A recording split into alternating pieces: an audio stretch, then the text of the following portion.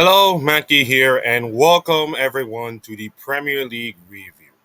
This is the second part of this incredible Premier League post deadline day extravaganza. Part one was all about the transfer window, the chaos that comes with it, and the Isaac situation. That is, let's just say Liverpool versus Newcastle is going to be a really fun game next year. It's going to be a really fun game next year.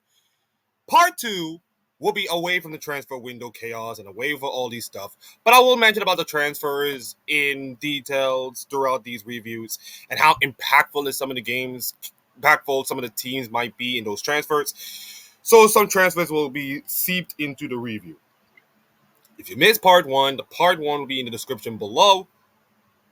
We're going to be reviewing some of the games. And we're going to kick off with probably the biggest game of the week. The battle of the top two teams, and if you like tactics and defensive structure, this is your game. If you want to see goals, thrills, and all kinds of stuff, sadly this game is not for you. It is sadly not for you. This Liverpool versus Arsenal was an even game, let's be honest. It was an even game throughout all of this. You got the XG being even, of course, the possession being even, shots are kind of close, of course, and you look at the momentum, is kind of feel even. So it was an even game throughout, not much real chances. Arsenal started the first half pretty dominant, and then Liverpool coming in the second half, they got better and better throughout the game. And finally, in the 83rd minute, Dominic Szoboszlai pull up the absolute magic trick, rabbit out of the hat, incredible free kick. Yeah, Arsenal, remember when you actually win games from set pieces? Liverpool beat you in your own game. Literally from their own game. From about 33 yards out, it just flew over the wall, hit the post, beat the keeper, all ends up, and that is your game winner. And I'm going to tell you something, he was literally my MVP of this game. Yep, he's my MVP. 8.5 rating on the football rating. He was literally the best player on the team by a mile. And yeah, and the weirdest part about it is that this is not his better role. He's more of a left back because of course not Harvey Elliott. Robinson. Yeah, Robinson. He was injured, of course. So, Salazar decided to fill in the role. And I have to say right now, between the Newcastle game, when he did some incredible defending, and this game, when he was absolutely on point and scoring an incredible free kick, Dominic Salazar is probably the best player for the last 2 weeks for Liverpool, which is saying something. Consider right now that they're getting better and better with the Isak deal and all that jazz. And honestly, let's be honest, Liverpool have not been like the best team in England throughout the entirety of those 3 weeks.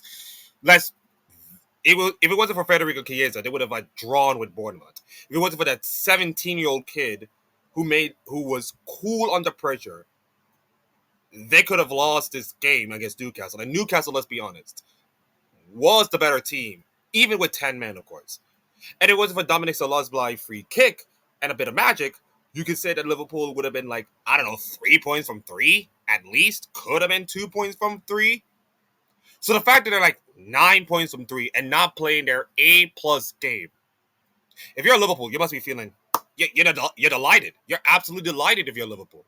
You're absolutely delighted you're Liverpool. You're 9 points from 3. You got probably the greatest number 9 in the league so far. And how do you fit him and all the tactical situation and the locker room destruction? It's going to be sorted out completely. This is Arne Slot's team by a mile. So how will all this sort it out? That'll be the question throughout the rest of the Premier League season and beyond. And Champions League and all that jazz. But if you're Liverpool, the last couple of days has been incredible. How they got there, it's just not what listen, I think one of the Liverpool fans just said it. How they got there, it tainted this whole situation for them in Newcastle. I can only understand and agree. But if you are Liverpool right now and just forget about all the chaos and all this stuff, You get a number 9, probably the best goal scorer ever, and it is going to make this team better. The question is, how will Ekitike can fit, of course. We know Salah and Gabko are going to be fine. Verts, of course, got injured, of course. We'll make sure he'll be better. And let's be honest, Florian Verts honestly has not been kind. To be honest, he is in a different league, of course, between the Bundesliga with the slow pace and all kinds of stuff, and the Premier League, which is fast pace, get on the ball, tactically sound teams. It's gonna be hard for him. It's gonna be really hard for him. Kanate got injured. He got come off injured and all kinds of stuff. And I said it yesterday. My biggest worried, or actually recorded yesterday and probably uploaded today. My biggest worried is that if the center back position is getting compromised, do they have enough depth in center back to even cover it? And the answer to that question is sadly no. And they could have Margay. Could have Margay in that team, and it would have been a little bit better and a little bit safer in that center back position. But the deal did not go through, and now Liverpool has the face of the prospect of like conceding 4 goals and actually winning 5-4 in the most chaotic games ever, which I said it again, of course, at the start of the season. It's going to cost Liverpool so many games this season, and it's going to cost them, wins, and in a title race that is so close. Yes, we're going to talk about Manchester City and Chelsea, and I'm going to talk about Arsenal, of course. You got to have some A game, of course. You can get away with it in some of the games, but you have to have your A game. You got to have to win games like a 3-4-0, have impressive performances, of course. I mean, it's the Premier. Listen, the Premier League it's tough right now. You cannot have your A game all the time. Axe Tottenham, and we'll get to Tottenham later. You can't have your A game all the time. And if you're Liverpool, you're 9 points and you don't have your A game, that's fine. The wins and the results in the end of the day could all matter in the long run. Psychologically, it could matter in the long run. So if you're Liverpool, I think you're fine. You're 9 points from 9. Not the best performances in some of them, but I think you're going to be fine. I think Liverpool will be fine. I think Arsenal is going to be fine. Well, William Saliba is not. He got injured, and that's not great. I think Arsenal will be fine. The problem with Arsenal right now is they have now scored 3 goals from set pieces and 2 from open play. I mean, the Man United one, the winner, of course, 2 from the Leeds game, and 3 from open play, of course, with the Saka, of course, which he got injured, and 2 from Eucharist. That's where the goals come from. And they got another defender, by the way, in Epican, which I think if you're Arsenal, it will bolster your defense pretty well. So, I said it again, of course, when you brought in Eucharist. If Arsenal does not win the Premier League title, with Eucharist as a striker, and with the team being as good as they are, then I think Arteta has to leave. I know it's brutally honest, but you cannot rely on set pieces to save yourself. You cannot rely on this one strength, this one bullet in the chamber to make this team better. Otherwise, that strength is going to be like a crutch. It's going to be like a liability rather than an asset. And that liability could cost you so much, of course. And yes, Arsenal tried their set pieces and all kinds of jazz, and it did not work. And I just wanted to wonder, have Arsenal played some decent, good football other than the Leeds match? They beat Manchester United, but Manchester United was a better team by a mile in that game. And they lost to Liverpool despite the fact they were even. And by the way, there's a little bit of picture that I wanted to show you about Mikel Arteta's stats against pretty much the dominant team. So let's just see if I can find it here. I'm gonna find it here. Well, I can't find it. Sucks. I can't find it. But I believe his record against Liverpool and Manchester City away from home is abysmal. Absolutely abysmal.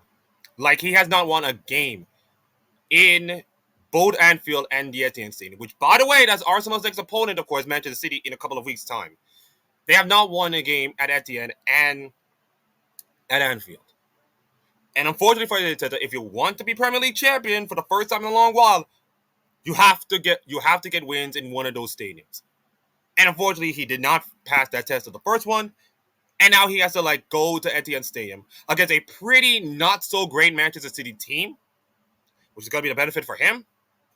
So it may help him, but right now I'm not panicking for Arsenal right now. Got 2 wins from 3. Liverpool is going to be a tough team anyways. It's against a near rival, so 2 wins out of 3 is not bad. I'm not kind of worried about Arsenal, but if Arsenal does not, rely on their crutches on set pieces, and listen, set pieces are going to win you games. Fine, I can understand that, but I just want to see Arsenal play some decent, good football for once. And the problem is without Saka, without Odegaard, although Odegaard came in a couple of minutes late, that could be a real problem for Arsenal in the depth-wise. Now they, added some depth. That's great.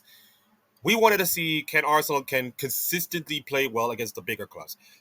And it's not just the bigger clubs. It's your Crystal Palaces, your Brightons of the world, those kind of teams. And turn those wins into draws, which is something that Arsenal did not... turn those draws into wins. Which is something that Arsenal's problem was last season. So I'm not worried about this Arsenal performance against Liverpool. I think like Arsenal should have done better in the first half and all that stuff. And they got beaten by their own weapon, which is incredible. But I'm not worried about Arsenal.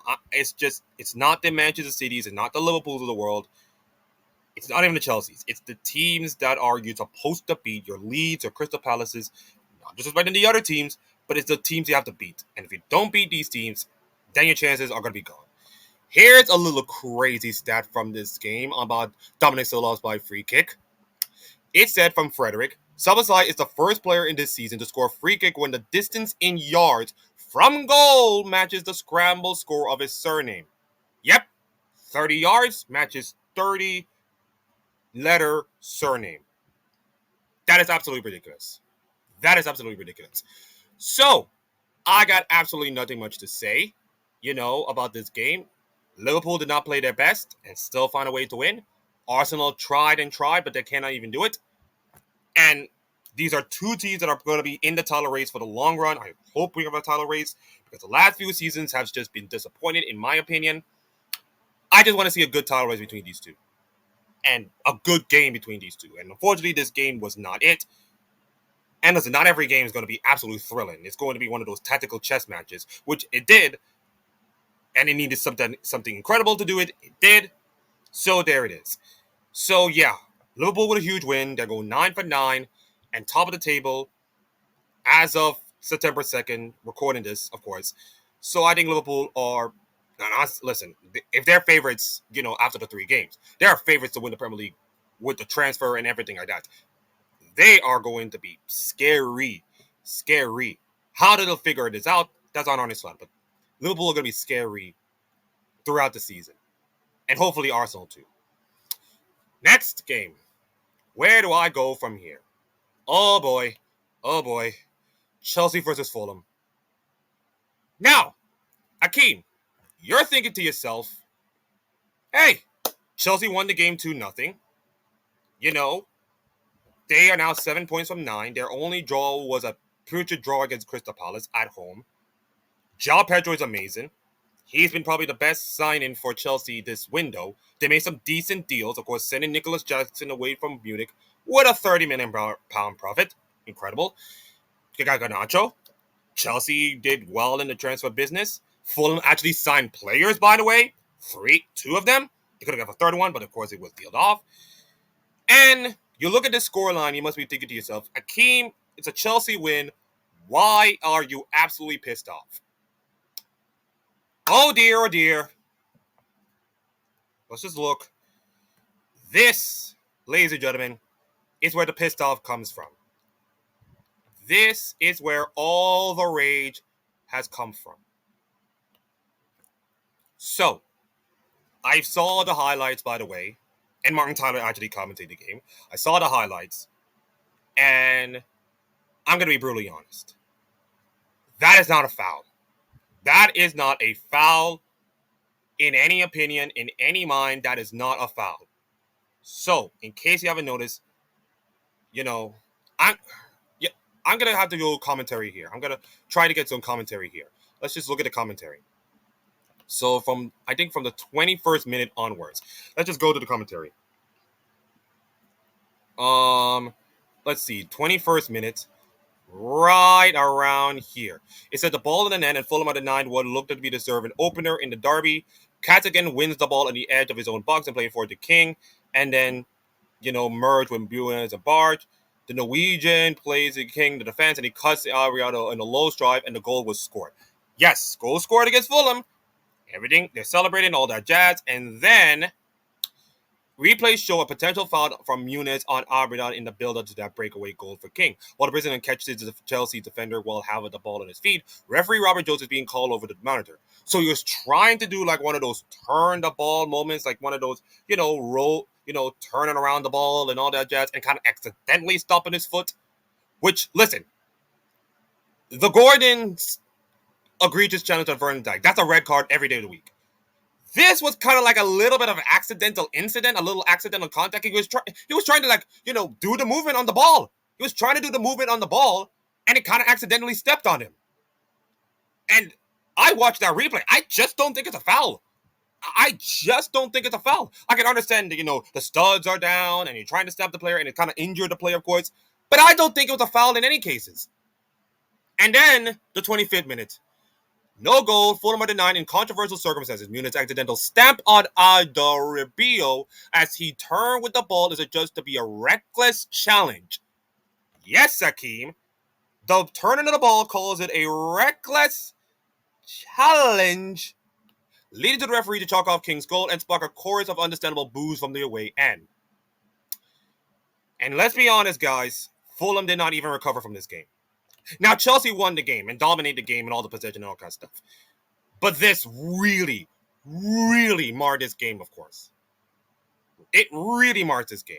And then a couple of minutes later, Chelsea scored a goal from, Fernandez with an incredible pass, and then João Pedro puts it in, headed in 1-0. João Pedro is absolutely a beast right now in his time with Chelsea. I mean, scored an incredible goal against his old club, Flamengo, in the Club World Cup. And I said right now, João Pedro is probably the best signing in Chelsea have right now, with like the millions of signings they already did a couple of years ago. But he has been the printable signings, of course. What a goal for João Pedro. And if you're thinking to yourself, oh, Fulham, things will not get any worse, let's see. Oh, there it is. 52nd minute. VAR back on the scene to check a potential handball against Session from that Chalobah shot, which is giving Chelsea a huge lead. And then penalty Chelsea, another lengthy VAR check culminates with the referee decided that Session made his body bigger by raising his arm on the turn to block that shot from Chalobah. And guess what? Goal by Enzo Fernandez, bottom left quarter. Goal, 2-0 Chelsea, and that is ball game. That is ball game. And I tell you what, man, I feel so bad for Marco Silva right now. Oh, sorry, wrong game. I feel so bad for I feel bad for Marco Silva. They got robbed. Fulham got absolutely robbed by those two decisions. Well, the first is the penalty decision. It's like you're trying to make the arm bigger and all kind of stuff. What is the handball rule in these days? I don't know, but yeah, the first goal was absolutely robbery by the referee. And yes, ladies and gentlemen, Robert Jones is the referee. You know it's a bad look when even the football actually mentioned the referee's name, and he's now going to be like public enemy number one to every single Fulham fan on earth, including the people in charge of VAR who did not even anticipate the Liverpool Arsenal game. So at least you got that jazz. But man, every single person was pissed about this decision. From Sky Sports to the social medias, of course, in this day and age, to every single fan, even a Chelsea fan wanted to add in 2 cents because, why not? And it makes me question about VAR and its usage. So let me just take a step back and say these things. And I think VAR is going to be in correlation with the technology that has evolved in sports. I think, and this is my opinion, this might be a controversial opinion, but take this with a grain of salt. I believe that technology has ruined sports enjoyment for everyone. If you don't know what that means, let me just simply say. Now, in case you haven't noticed, in 2 days' time as we're recording this, National Football League is back. And I am so excited for football to be back. Unfortunately, if you're a Cowboys fan, you're just going to be absolutely clapped. But The one rule that's been taking place in the NFL is the ball spot is going to be taking place, and they'll use Hawkeye technology to determine where the ball is going to be spotted in. Now, for a long, long time, the only person who could spot the ball and all kinds of stuff are the chain gang. And yes, there's a little bit of funny moment in which one of the referees used an index card to actually, determine where the spot is and all that stuff. It was an absolute funny moment, of course. He's, by the way, doing the refereeing permits for CBS in terms of football and basketball, by the way. Gene Steratore, by the way, his name. Yeah, thank you. But we're the technology that we're having right now is just stripping the human element of every single sport. It happens in the football. It happens in tennis, by the way, in the Cincinnati Open, of course, when Benjamin Shelton and Hachinov having a match, and they were like, it was so many controversies, of course, and there was one in Wimbledon as well. And now we're seeing it in football. VAR has been in this situation for years. For years. And yes, we all wanted to get the calls right. We all wanted to get everything right in some cases. We all wanted to get things right the first time and every time. But at the same time, you have to be feeling like if you're the referee, it just kind of out of your hands sometimes. You can't even make a human call because there are like hundreds of cameras, of course, with every single, minute, minute by minute. And it changes so many games. Like, half Fulham would have scored the goal. Listen, Chelsea would have won this game completely. But half Fulham would have scored the goal. The entire tactics of this entire game would have been changed. Would have been changed completely. It would have been changed completely. And honestly, that sucks. That sucks that one big decision just ruined what could be a pretty good game, in my opinion, between two rival teams. And it's an absolute shame to me. Now, I'm not going to be one of those pro-VAR or anti-VAR kind of arguments. VAR is here to stay. Whether you like it or not, it is here to stay. The problem with VAR right now is that it makes even the minute decisions feel like gigantic decisions. Like, the guy was turning the ball and he stopped on his feet, and in any era, that should not be a foul. But in the VAR world, if you put your cleats on another player, reckless challenge, and it just killed the spirit of the game. It killed the spirit of the game completely. It kills, like, the integrity of the game. It kills the spirit for the fans. The fans, even the Fulham away hand, was pissed off as well. I have sympathy for Fulham right now. I have sympathy for Fulham and Fulham fans that they get absolutely robbed by the technology. By technology, let's be honest. By the technological being that, by the way, all the owners have been approving this since way back when. All the owners and all kind of stuff were approving this thing way back when. And that's not the first instance in which VAR could have done something. The handball situation where Liverpool could have a red card instead of a yellow card in the very first game against Bournemouth, that could have been a red card as well. So yes, VAR make mistakes and all kinds of stuff, but it's the mistakes that is amplified even more. And it is the mistakes that is going to get scrutinized by the media, by the fans, by everything else. If we get more of this throughout the entire season, then I can understand why many people want VAR to be out. I can understand why. And I'm not gonna. And listen, I mean, a couple of months ago, it robbed Liverpool of a goal where Luis Diaz was kind of like an onside, but it did give him offside. And we got semi-automatic technology, so okay. But if VAR cannot, but if listen, referees are bound to make mistakes. It happens. They're human. They're egregious and all kinds of stuff. But actually, they're not egregious. But they make mistakes. It's fine. But with VAR right now, it is trying to correct every single refereeing mistake, and it makes the referee look absolutely weak. To the point of, like, you gotta listen to technology. You gotta listen to technology. Technology says this. Replay says that. You gotta go with the technology, of course, and the gut feelings are just no longer there. It just takes away the referee's gut feeling and the spirit, of course, of the game, So, yeah, all I'm saying right now is this situation, yeah, it says on the full-time report, is that Chelsea beat them 2-0 in a hot-tempered Western derby that has been marred by controversy. Yeah, it's been marred by controversy. Two decisions that really ruined Fulham's day. And yes, Chelsea won the game. I think Chelsea would have won the game regardless of those decisions, but it really puts a scrutinized microscope on VAR and everything else. So, yeah, that's Chelsea and Fulham. I didn't even get to like the performances of the game. Although I said João Pedro was good, Fernandes with the penalty, all kind of stuff. Chelsea are looking decently good after the first game when they were not great. They're 7 points from 9. They got some good transfers, of course. I think Chelsea are going to be in this race. Consider City have been falling off, of course. Liverpool, we don't know what Liverpool will be like, and we don't know. And Arsenal are going to be like a mystery. So I think Chelsea are going to be in for a long run as well.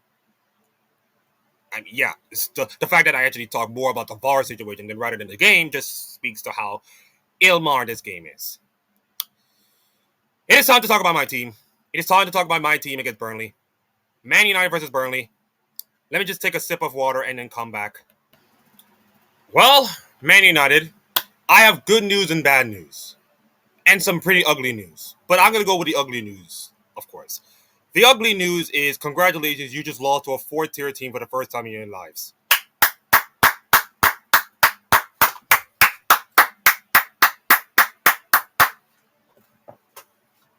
Sorry, that's my sarcastic clapping, of course, of Man United's performance against Grimsby, which I wouldn't shout and scream and be mad about, but I've realized screaming and Madden is not going to make this thing any better, let's be honest. And honestly, Grimsby Town deserved that win over Man United in the EFL Cup. No sugarcoated, of course. Although you can say that Grimsby Town used an illegal player in that game.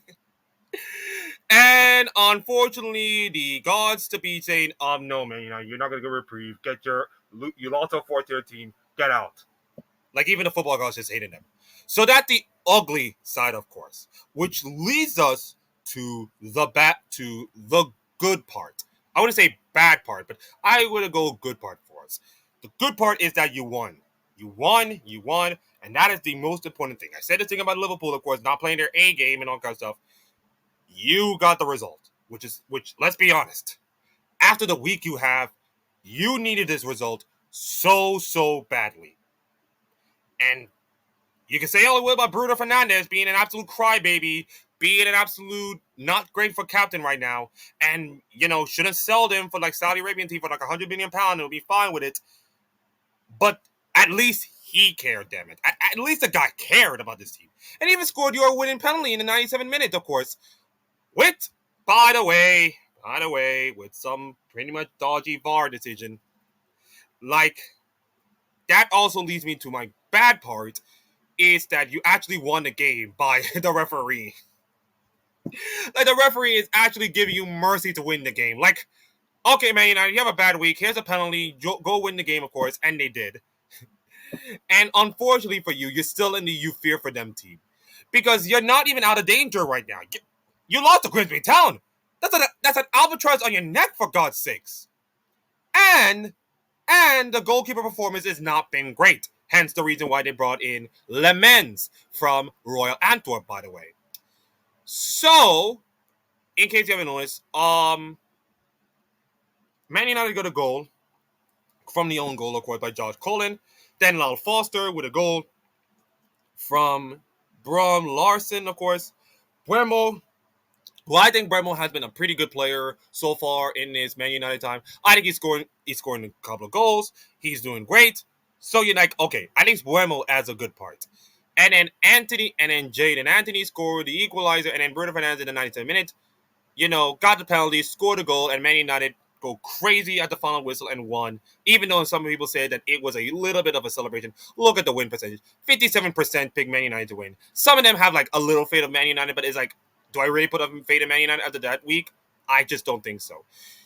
But the weirdest key part about it is both the Cunha injury and the Mount injury.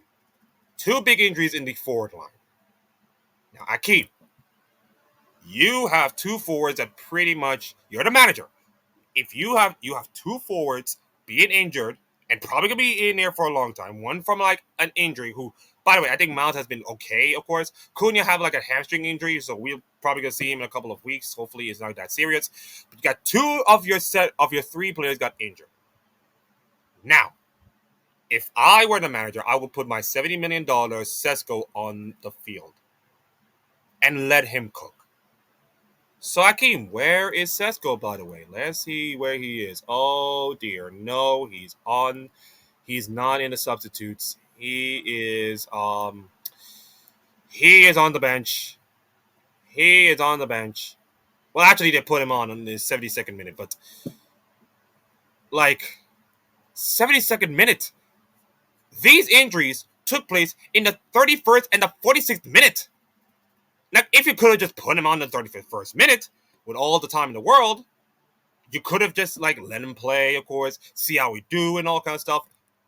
Let's remember, everybody, that United, after losing to the Elite EFL Cup, are actually going nowhere at this point. They're going nowhere.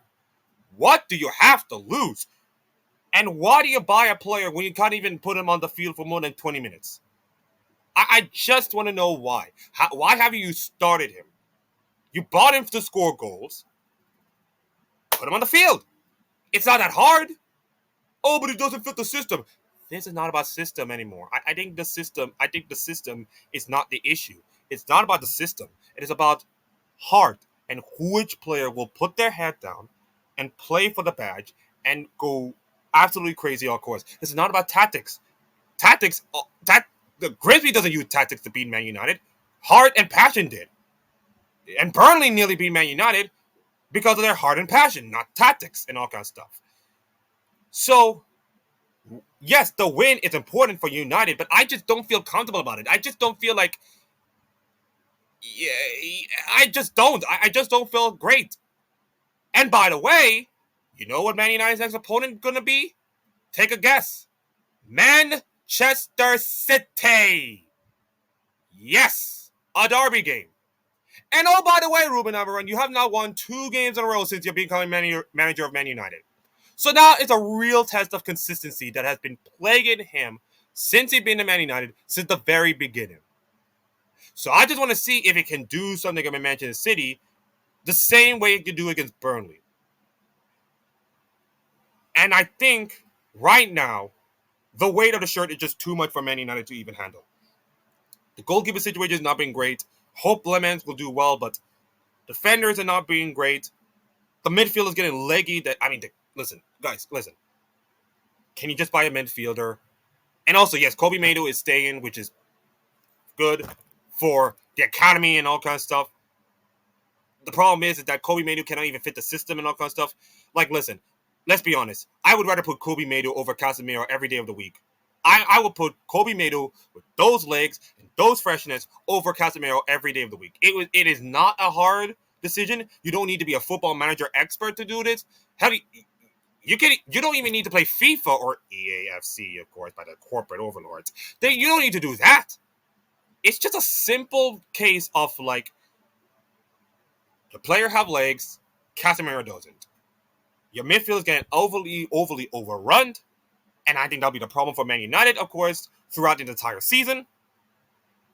And I understand that the staff doesn't want to have all their problems solved in one transfer, which is understandable considering where they are right now financially.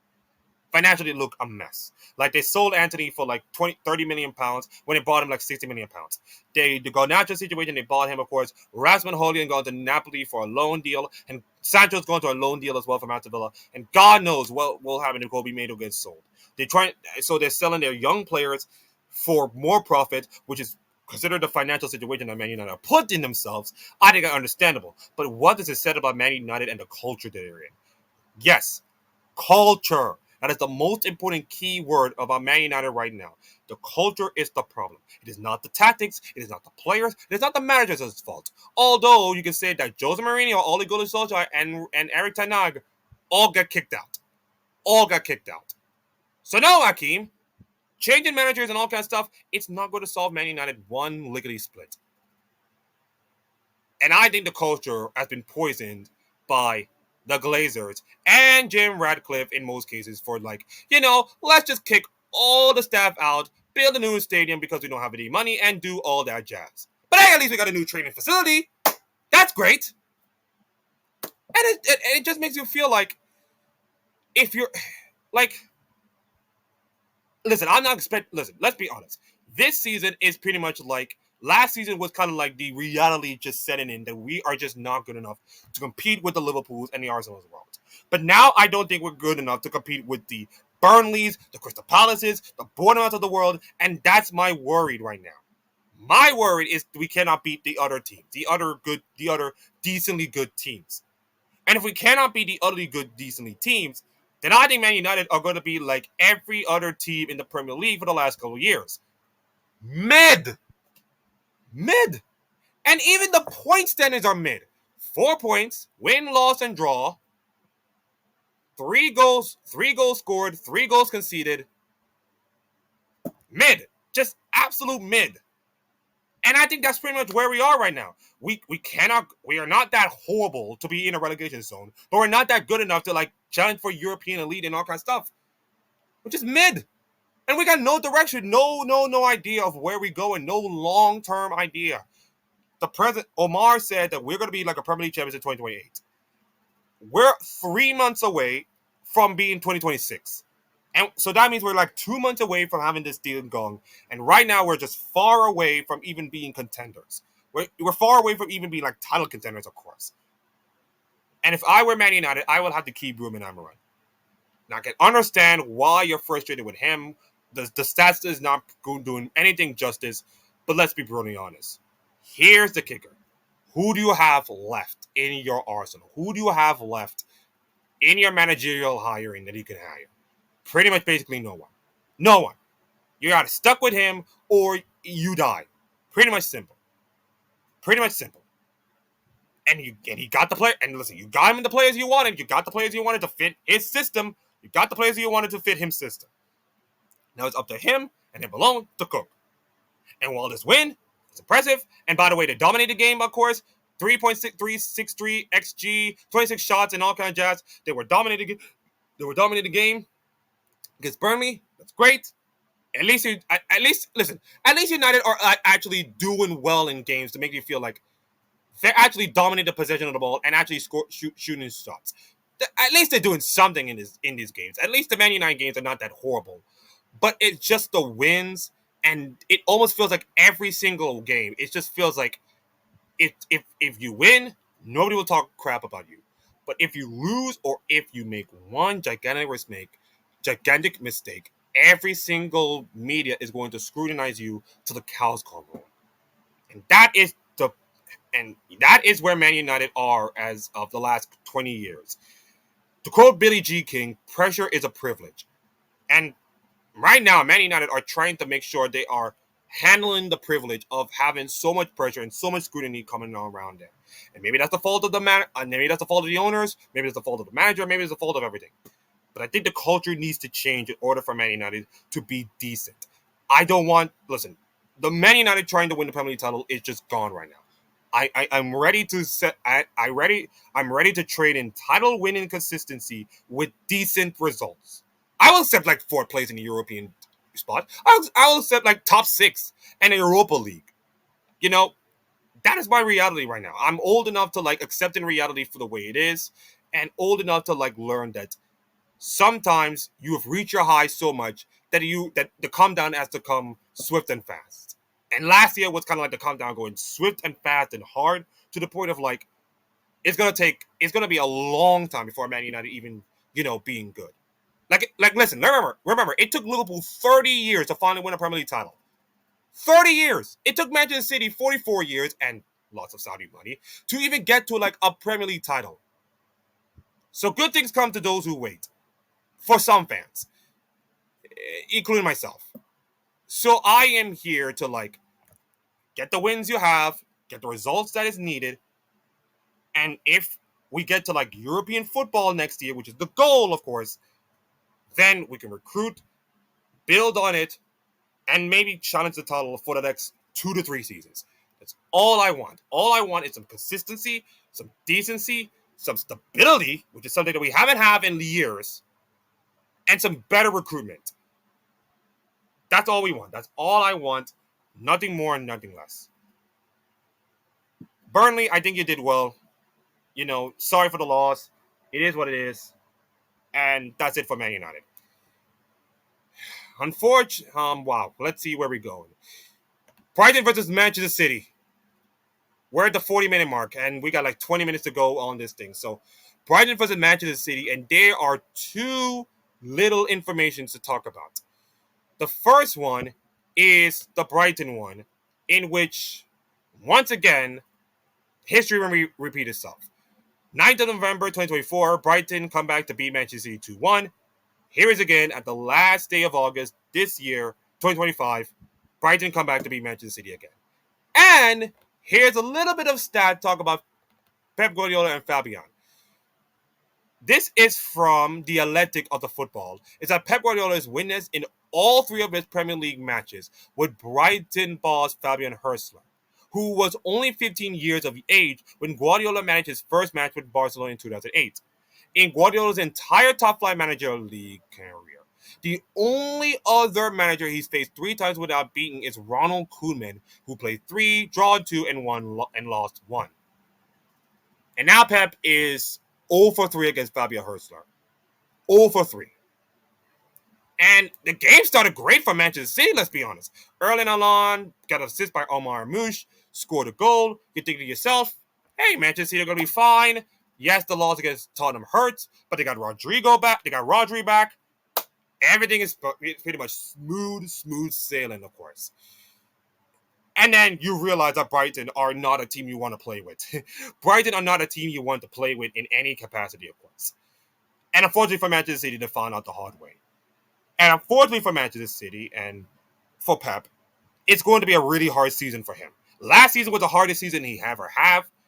But this season is kind of like, with all the rebuilding, of course, which is something he has never done in his managerial career, and just bringing Donnarumma, a guy who can be great in his shot stopping, but not great on his feet, and is making Trafford, a young English goalkeeper, feeling absolutely weak.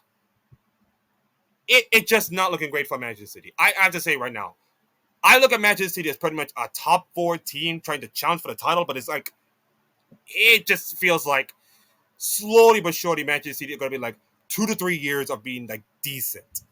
Maybe I'll be wrong, but it's like, it took them the 10th game to lose their first match, or lose 2 matches. In like 3 games so far, they've lost back-to-back games. Not good. Not good. Shout out to Brighton, of course, but I have to give a special shout out to James Milner, by the way. 2 pieces of information right now. First off, he's the oldest ever goal scorer in Premier League history behind Teddy Sheringham, who scored for West Ham, of course. And he's the oldest player to ever score a penalty, of course. To equalize for Manchester City. But 2 pieces of information, by the way. He wore the number 20 shirt because, of course, it's the same number shirt that Diego Jota wore. Of course, former teammate of Liverpool, of course, and City, in case everybody knows. But mostly Liverpool. And he decided to honor him by wearing his number 20 shirt in honor for his fallen teammate. And by the way, he did his incredible celebration with his little pay thing, kind of stopping his knees. You can see the emotion on his face. I mean, James Milner, what a dude. Probably the most honest, bestest dudes ever. One of the longest ever. James Milner's career is an incredible career onto itself. The longevity is incredible, of course. And the emotion you saw in his face, heart on his sleeve, emotions for a fallen teammate that he knows him so much and cares about him, and to score the goal like that and do a celebration, that is amazing.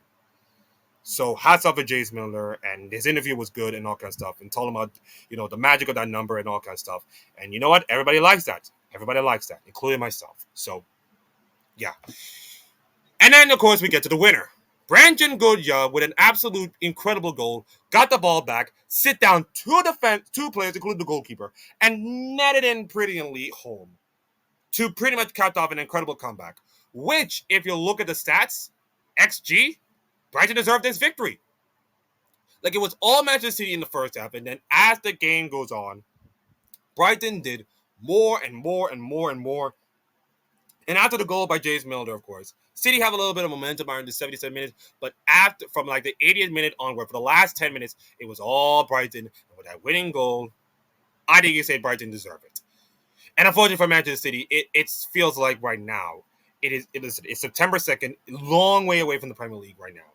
But with this whole rebuilding and all that jazz, and it just has that feeling of like maybe we putting too much high on Manchester City to win the title. Maybe, I guess.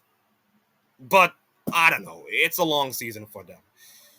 But right now, I just feel like Manchester City have so much problems. And if Rodri, by the way, coming back, and by the way, this is his first ever loss, by the way, as a Manchester City player. Since he played in mostly Premier League games, this is his very first loss with Manchester City when he started the game. So if Rodri does not solve your problems, I don't think nothing will. And turns out Manchester City have so many issues right now, especially when the ball is called over them and it can be easily capitalized. Hey, Ruben Amorim, maybe you might do that against Manchester City maybe you might do that against Manchester City in the derby. Who knows? But for now, I think City are in deepening crisis mode. They're not in the you fear for them mode, but they're in the crisis mode, I guess. Let's go rapid fire. 15 minutes left. Here we go. Bournemouth versus Tottenham. Tottenham, couple of days ago, were on top of the world, beaten Manchester City. They're looking great, all that jazz, and then Bournemouth beat them. 5th minute in Valles in goal. They just got an absolute dose of reality check. Just like Bill Belichick got absolutely destroyed by TCU. Bill Belichick, welcome to college football. You think this is easy than NFL? Well, let me show you. He got humbled. And unfortunately for Tottenham, they got humbled as well. And Inter Miami. There's a lot of humblings this weekend. There's a lot of humblings this weekend from both college football and, tennis and even the Premier League. There's a lot of humble pies going around. I should make a shop. I should get a humble pie shop or something. Bournemouth beat them. And let's be honest, they deserve this victory. Yes, the possession is not great, but the XG is incredible. At halftime, Tottenham's XG was 0.00. Tottenham's XG for the first half was 0.00. None of the Tottenham players even got anything. Like, Richarlison did not do nothing. Kudos did not nothing. Johnson did nothing. Tottenham did nothing in this game. And credit given to Bournemouth right now, who are looking great. They should have got something against Liverpool on an emotional night, of course. They beat Wolves, and now they beat Tottenham Hotspur away from home. I think Bournemouth are going to be like a sneaky good team this season. They have been a sneaky good team last season. I think they'll be a sneaky good team, of course. As for Tottenham, I think reality has now been setting in for Thomas Frank and all that kind of stuff. Listen, I think Thomas Frank and Tottenham are going to be fine. Like Manchester United, I don't expect much from Tottenham this season. But as long as you don't lose 22 games, of course, this season, I think you'll be fine. I think Tottenham has a little bit of reality check in this match, and I think they'll be fine. So that's all that jazz. Crystal Palace versus Aston Villa. This was one of those. Oh yeah, that game exists. Oh yeah, but I just finished watching Arsenal versus Liverpool. That game exists. And a little shout out to Mark Gay, by the way. Mateo Sarr with the goals, of course, but I want to shout out Mark Gay, of course, who keep his head down, did not complain, did not squander all kind of stuff, and just like Enrique Eze, play the game. Take notes, Newcastle and Brighton. This is actually, you know what? Take notes, Isak and Wisa. This is how you become a professional. You keep your head down. You don't complain. You don't go on social media. You don't do anything right now. You keep going forward. You play the game. And you get rewarded, of course. With a goal, of course. An incredible goal by Gay, of course. I have to say right now that Crystal Palace are kind of like my favorite team. Because everything they've gone through last summer, the fact they actually won the FA Cup and the Community Shield, the fact that Oliver Glasner says the right things, of course, that, hey, you can have Gay, of course, but we wanted to have a good replacement. We want to have 2 replacements for him.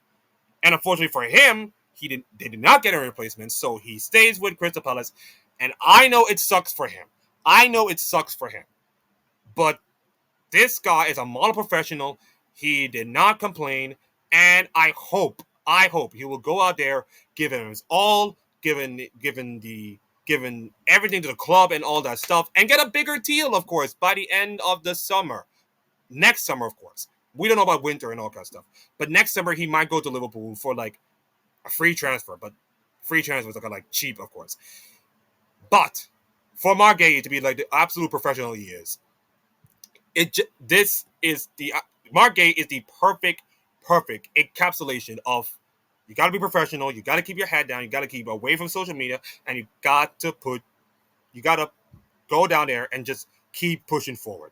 Keep pushing forward. And I'm glad that he got. And listen, it sucks that he didn't get the Liverpool move, and it sucks for Liverpool to not have depth in the center back. Of course, I mentioned. But I think for Crystal Palace, you just need a player like him. You need a leader like him because right now your team has no leaders left. Olise is gone. Eze is gone, of course. So Gay has to stay, and I hope he stays, and I hope he keeps his head down and play good. Because moments like these, where he scores against Aston Villa, it's amazing. And I think Oliver Glasner has done a great job consider everything the Crystal Palace have gone through this summer, and everything they've gone through in the transfer window. Just keep the team together, keep the head down, not doing anything much, and just keep pushing forward. I think Crystal Palace are going to be my favorite team this year. If they are not your favorite team, you could be a Man United fan or a Liverpool fan, all kinds of stuff. But if Crystal Palace is not your favorite team, what are you doing? Aston Villa are kind of weak. Of course, they got Sancho, of course, but they have gone 3 games and 0 goals. Not good. Not good for Aston Villa, especially for a decent team like Aston Villa. Forest and West Ham. My, oh my, oh my. I did not expect this to happen. West Ham beat the absolute crap out of Forest. Like West Ham, who got absolutely clapped by Chelsea. And, Graham Potter getting sacked and all kinds of stuff. There were like vultures around him. He came to Nottingham Forest, a team that has more issues than West Ham, particularly in the manager front. And they clapped him. They absolutely beat the absolute hell out of him. I mean, the game was kind of like not so great until the 84th minute, in which Bowen scored, Paquete with the penalty, and Wilson with the 3-0. And Nottingham Forest just looked lost. They just look not so great with depth and all kinds of stuff. They brought in 2 players, by the way. One of them is Alexander Shinchenko, who was a former Arsenal player, did not get much time, kind of like lost in the pecking order and all kinds of stuff. So I hope that Nottingham Forest will get there. I hope the manager and the owner can have a really good talk and say that, hey, I brought you the players and all kinds of stuff. Maybe he'll stick around and all kinds of stuff. Let's just see if he's still in the job. Let me just see. Let's just see. At the time of recording, it is 12 minutes to noon. Let's just see. Oh, nope. Nothing happening in Nottingham Forest, so I think we're all good here for a couple of weeks. All right. Sunderland versus Brentford. Huge win for Sunderland. Another win from home, of course. And they just beaten Brentford, who, by the way, with the Weesay situation, and the Weesay situation is not as toxic as the Isak situation by a mile. But the fact that you lost 2 good players in Wembo and Weesay, they're in the you fear for them right now. They're in the literal you fear for them teams. They're into them.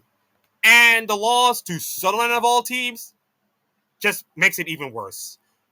By the way, Sunderland has now beaten the 2 you fear teams in Brentford and West Ham. So that's just showcase really how bad these teams are.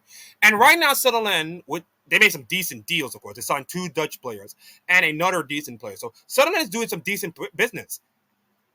Akeem, is this going to be the first time we get to see a promoted club actually do well in the Premier League this season?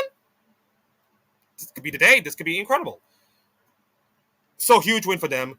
Have to win games at home. They got to keep winning games at home. Away games are going to be like few and far between, but they got to keep winning home games in order to, be in the survival mode.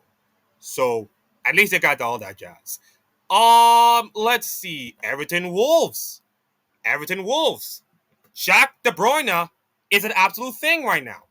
2 assists, involving all 2 assists, one to Beto, the other to Karen Drewsby Hall.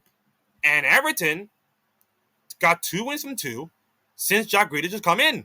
And he has 4 assists. All right. This guy's balling right now. Like, listen, Jack Grealish's time at Manchester City was pretty decent when he won the treble and then fell off completely. So I think a change of scenery, a change of, environment is going to be good for him. And right now he's balling out. He is balling out right now. Jack Jack Grealish. He is balling out. And consider that right now, ladies and gentlemen, we are a couple of months away or a year away from the World Cup. And I think for Jack Grealish, this is an important time for him to get his career in order and to make sure he gets to that England team, of course, for the summer. And the way he's balling out right now, England might be calling him soon. We don't know. We don't know if he's going to be there for the friendlies, of course. I'm just talking about Premier League, of course. But he's putting up a performance that makes even, the England manager gets to calling up. All right. What else? That should do it. And unfortunately, we have to talk about Leeds versus Newcastle. It was a goose egg. The only goose egg of the entire week. Although you can say that Liverpool and Arsenal was close to a goose egg until Sabasai put up an incredible free kick and all that jazz. Yeah, nothing to talk about in this game, of course. I mean, the under-18 matches was more thrilling than this one. And Newcastle kind of solved their striking issues by replacing one disgruntled striker with another disgruntled striker. Great business, I guess. And despite the whole Isak situation, I think Newcastle, got their business done. They did business. Of course, they got that depth in order. They got the striker position pretty much decent. So at least you could say that right now, Newcastle are pretty much like a striker away from being decent. In fact, let's be honest right now. The number 9s are kind of like the most important position in football as of this moment. And you are seeing it from a lot of teams this transfer window. And a lot of teams this season. If you don't get a striker, guys, you're cooked. You're absolutely cooked. And that's pretty much the theme of this entire window. Along with being an ass and get transferred, bigger clubs. That's pretty much also the theme of the goes to the transfer window. But right now, if you're in Newcastle, and we're going to get to the table, by the way, as a transition, of course, is that your team is 17th place, close to relegation, and only scored 2 goals. And if Isak would have been in your team, by the way, you could have beaten Liverpool, you could have won against Aston Villa, and honestly, you could have beat Leeds. So that was like, let's be honest, 9 points from 9. You could have been in the top of the table with Liverpool and all that jazz. But you're not. And I think Eddie Howe will be fine. I think Eddie Howe will handle the situation, pretty well. And I hope it'll do. And I hope that despite all the things that all the rumblings and all kinds of stuff, this team will be fine. And by the way, if you look at the table right now, Aston Villa are the only team to not score a goal. It's not looking good. Wolves, Aston Villa, and Fulham are in the bottom 3. Newcastle, West Ham, Brentford, Burnley, Manchester City, and Leeds, and Brighton and Nottingham Forest in the top 10. United are in 9th, but a fraudulent 9th. Crystal Palace in 8th, Bournemouth 7th, Sunderland in 6th, Everton 5th. Okay, then. And you get the top 4 of your Tottenham, Arsenal, Chelsea, and Liverpool. That's the table, of course, as we get into match day 4, which will be taking place after the international break will come. So I will take a pause and, come back with the fixtures and my final thoughts. So, ladies and gentlemen, we are going to be off for the international break, and these are the fixtures for the 13th and 14th, which is next week. Of course, the Manchester Derby, pretty much the most important game. Burnley versus Liverpool is going to be as important. We want to, if Isak going to be playing that game, who knows? There is a boatload of games on Saturday. Arsenal versus Nottingham Forest, and I think that'll be huge for Arsenal to try and bounce back. Bournemouth versus Brighton, the battle of these two really good, decent teams. Crystal Palace, Sunderland, Everton, Aston Villa, Fulham, Leeds, Newcastle, Wolves, and then the Saturday afternoon game for the Eastern audience, it's West Ham versus Tottenham Hotspur, another London match, and then Brentford, Chelsea. Yeah, 2 London rivalry matches to end the Saturday. And then, of course, you got your 2 matches in the Manchester Derby. So that should do it for the Premier League review of the transfer deadline day and all the matches. So, yeah, it's a pretty long one, of course. So, anyways, you go have yourselves a good week. I will catch you next time. Like, comment, subscribe this video if you want more Premier League football and all the sports. I will be in my shorts. I'll be on TikTok, your Instagram, and your socials and all kinds of stuff. So anyways, thank you for watching. Enjoy your week. Walk good in the Lord. And ciao.